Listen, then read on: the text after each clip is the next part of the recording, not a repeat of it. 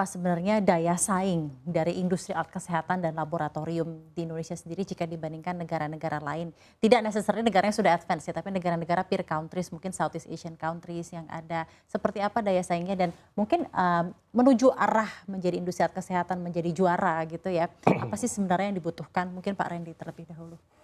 Ya, kalau peer country artinya di Southeast Asia aja ya, memang kalau untuk industri alat kesehatan kemungkinan kita mesti mengakui kita masih baru tahap mulai berkembang ya, karena memang di negara ASEAN ini yang sudah establish industri alat kesehatannya itu Malaysia, Thailand, dan juga menyusul Vietnam ya. Indonesia, tapi dari jumlah industrinya Indonesia tidak kalah, bahkan mungkin paling besar karena data di Kementerian Kesehatan jumlah industri atau pabrikan alat kesehatan alat lab itu sesudah pandemi ini ada sekitar hampir 830 sekian. Itu cukup pesat pertumbuhan jadi jumlah kuantitasnya. Tapi memang teknologinya kita masih menengah ke bawah ya.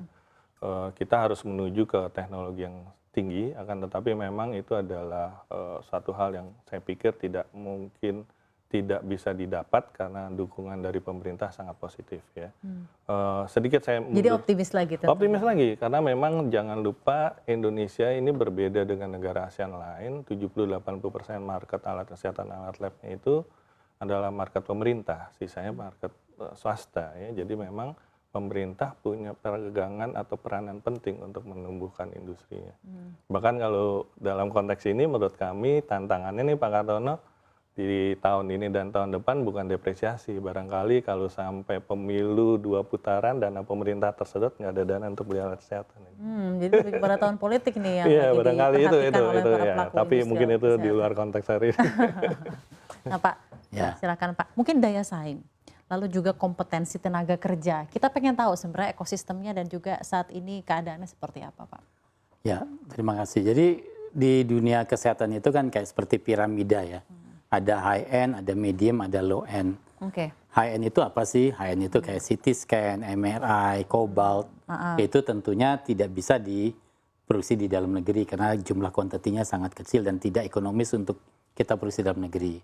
Lalu yang medium itu yang sudah memakai teknologi yang dikatakan kita memakai PCB board dan lain-lain, itu kita sudah bisa buat di Indonesia. Hanya masalahnya untuk medium untuk lebih berkembang lagi, produksi antaranya tidak ada di sini. Jadi environment untuk memberikan kekuatan dalam mendukung sebuah produksi dari awal sampai akhir tidak ada. Contohnya lah kita seperti roda untuk tempat tidur. Kita sudah ada produksi di beberapa tempat, tetapi untuk alat-alat yang lebih canggih lagi tidak ada. Lalu PCB board atau alat-alat yang canggih yang 2 atau 3, 4 layer itu kita harus masih import dari luar. Nah, kami mengharapkan dari Kementerian Perindustrian bisa memberikan data yang lebih baik kepada kami, industri alat kesehatan. Produksi antaranya apa sih agar kita juga dapat memproduksi dari A sampai Z, tapi tentunya A sampai Z tidak akan pernah bisa terjadi karena di negara maju pun A sampai Z tidak mungkin dilakukan. Jadi masing-masing daerah punya competitive advantage lah gitu ya Pak gitu. ya. Jadi tapi kalau yang di bawah, level bawah, kayak kita membuat troli atau juga barang-barang sederhana itu 100%, ya stetoskop, 100% kita bisa lakukan hanya saja kalau sudah berbahan baku stainless steel kita yang untuk grade kesehatan itu masih import. Jadi kita belum ada, mudah-mudahan dengan adanya kebijakan dari pemerintah, adanya di Morowali itu akan produksi, ya kita sangat gembira dan kita akan mendukung pemerintah untuk segera cepat agar kita bisa menggunakannya. Dan bagaimana tadi pertanyaannya, tenaga kerja kita mampukah? Tenaga kerja sangat amat mampu karena kita di sini banyak sekali tenaga kerja yang mempunyai tingkat kepandaian yang sama seperti kayak di luar negeri. Berarti dari kualitas tidak ada masalah ya Pak? Tidak ada masalah. Kerja. Kuantitas pun apalagi ya, Pak ya. Siap. Baik, dan dalam hal ini Pak mungkin ya ke depannya seperti yang tadi Pak Randy juga sampaikan gitu ya. Tahun politik ini jadi, nah gini, 76% ya Pak ya, pasarnya tuh ini oleh pemerintah. 70-80%. 70 sampai 80%. 70 sampai 80%. Itu kan sebenarnya ya sebenarnya bisa kita melihatnya hal yang baik, bisa juga kita melihatnya tidak stabil gitu ya. Dalam hal misalnya tidak ada stabilisasi dalam politik, tahun politik terjadi, itu membuat khawatir sendiri. Nah, bagaimana Anda menanggapinya? Apakah sebenarnya lebih kepada market swasta atau market individual usernya itu harusnya lebih luas, diperluas lagi, atau bagaimana sih Pak sebenarnya keadaannya? Ya, memang outlook-nya adalah kalau kita lihat dari sisi itu sepertinya mengkhawatirkan ya. Tetapi jangan lupa Idealnya juga di luar negeri seperti apa Pak? Nah, kalau contohnya di Filipina terbalik, market swastanya itu 70%. Jadi memang swasta yang berkembang. Jadi pemerintahnya kalau dilihat mereka mau mencontoh Indonesia jadi agak kesulitan. Karena artinya pemerintah quote unquote tidak bisa mendikte pemakaian dananya untuk mendorong industri dalam negeri.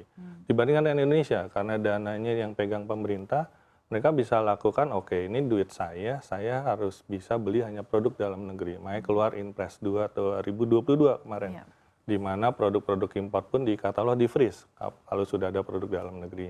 Nah, tadi angka-angkanya kita lihat cukup signifikan pertumbuhannya ya Pak Katono ya. Bahkan sekarang sudah hampir 40-50% porsi produk dalam negeri. Jadi seperti itu. Nah, jadi saya pikir pemerintah banyak melakukan hal positif untuk terus menjaga. Jangan lupa pertumbuhan populasi juga tetap positif. Jenis-jenis penyakit yang kronis yang akan terus bertumbuh, jantung, stroke, diabetes tentu ada, itu tetap positif. Swasta juga bertumbuh dengan positif, berkembang terus karena fundamental ekonomi cukup baik. Semakin baik. Betul, dan yang terakhir saya pikir akhir-akhir ini kami dengar pemerintah juga terus menggalang dana, bantuan, pinjaman, soft loan dan sebagainya untuk pengadaan alat-alat kesehatan. Pak Menteri Budi Gunadi dari Kementerian Kesehatan dengan 6 pillar transformasi kesehatannya itu sekarang melengkapi puskesmas dengan alat-alat kesehatan lab yang sangat baik ya Pak Katono ya. Itu jumlahnya 10 ribuan. Jumlah seluruh rumah sakit tingkat provinsi semua disamaratakan. Hari ini kita mendengar program KJSU di mana melengkapi sarana-sarana cat lab dan semuanya itu hampir di 38 provinsi. Ditambah lagi di level kabupaten, RSUD kabupaten ditumbuhkan juga sarana-sarana rumah sakit.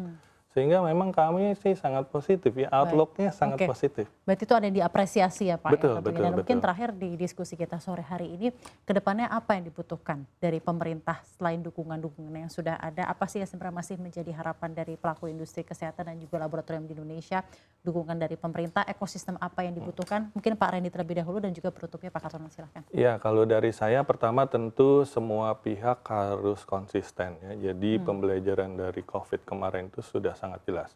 Nilai industri atau bisnis alat kesehatan kemungkinan kurang menarik dibandingkan dengan nilai industri EV misalnya atau otomotif atau garment. Tetapi jangan lupa pandemi mengajarkan industri kesehatan ini sangat strategis, sangat-sangat penting untuk ketahanan dan kemandirian bangsa.